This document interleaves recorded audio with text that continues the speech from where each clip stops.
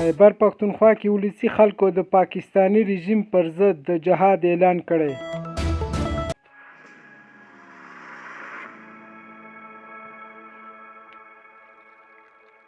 سلامونه، وخت مو په خیر.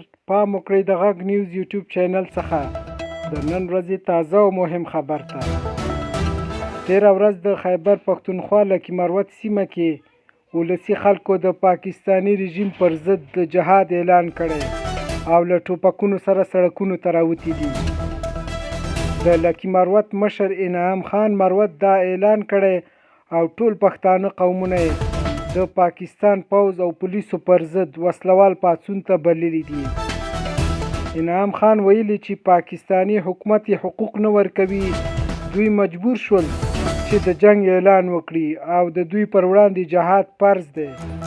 نوموړي خیبر پښتونخوا کې پر ټولو پښتنو قومونو غږ کړی چې جنگ ته تیار شي، وینې به تویوو او شهادتونه به ورکوو.